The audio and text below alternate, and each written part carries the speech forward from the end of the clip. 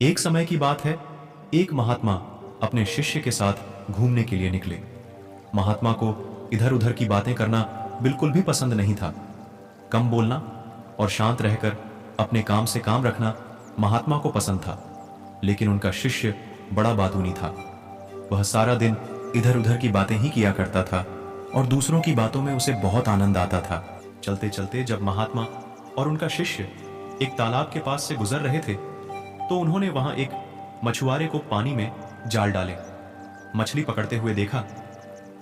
शिष्य को यह बात बहुत बुरी लगी और वह मछुआरे को अहिंसा परमो धर्म का उपदेश देने लगा। लेकिन मछुआरा उसकी कोई बात समझने को तैयार नहीं हुआ। पहले मछुआरा शिष्य की बात को टालता रहा, लेकिन जब शिष्य उसकी बात नहीं माना तो दोनों के बीच में लड़ाई झगड़ा शुरू हो गया। जब दोनों आपस में बहस कर रहे थे तो महात्मा आगे निकल गए था।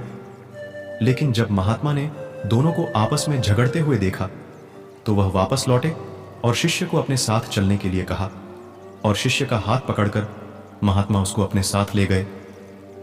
महात्मा ने शिष्य को कहा, बेटा, हमारा काम तो सिर्फ समझाना है, लेकिन भगवान ने हमें सजा देने के लिए धरती पर नहीं भेजा है। शिष्य ने कहा, गुरुजी, हमारे राजा को इस तरह के लोगों के बारे में पता है जो इस तरह के बुरे कार्य करते हैं और ना ही वह इनको दंड देते हैं। आखिर इस तरह के लोगों को सजा कौन देगा? शिष्य की बात सुनकर महात्मा ने कहा कि बेटा, तुम परेशान मत हो। इनको सजा देने वाली भी एक अलौकिक शक्ति इस दुनिया में है जो सब कुछ जानती है। भगवान की नजर सबके ऊपर है और वह सबके कर्मों का हिसाब रखते हैं। इसलिए तुम अभी चलो, तुम्हारा उससे झगड़ा करने का कोई फायदा नहीं है। शिष्य गुरुजी की बात सुनकर संतुष्ट हो गया और उनके साथ चल दिया। इस बात को बीते हुए 2 वर्ष का समय निकल चुका था।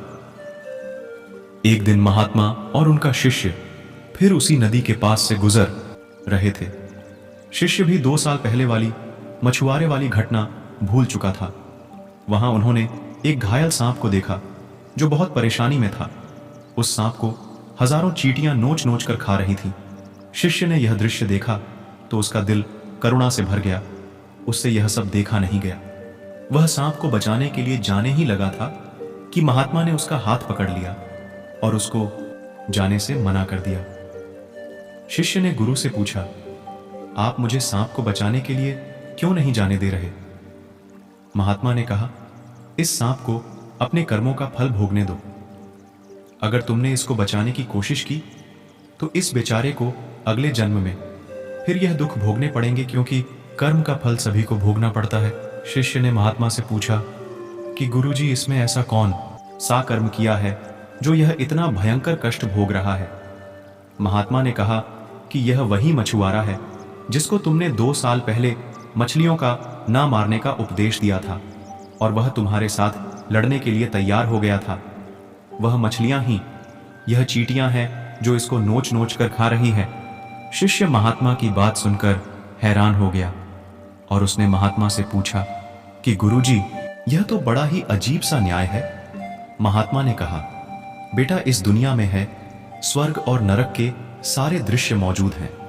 तुम्हें इस धरती पर हर जगह ईश्वर के न्याय के नमूने देखने को मिल सकते हैं।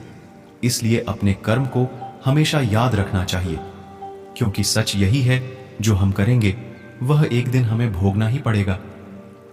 महात्मा ने कहा कि हमारे जीवन का हर पल बहुत ही कीमती है, इसलिए इस जीवन को बुरे कर्म करके बर्बाद नहीं करना चाहिए। शिष्य को गुरुजी की बात समझ में आ गई। शिक्षा। दोस्तों, यदि हम अपने जीवन में बहुत ज्यादा अच्छे कर्म करते हैं तो उसी के फलस्वरूप भगवान हमारे साथ न्याय करेंगे। इसलिए हमें जीवन में हमेशा अच्छे कर्म करने चाहिए। दोस्तों, अगर आपको मेरा यह पोस्ट अच्छा लगा हो तो व्हाट्सएप और फेसबुक पर जरूर शेयर कीजिए।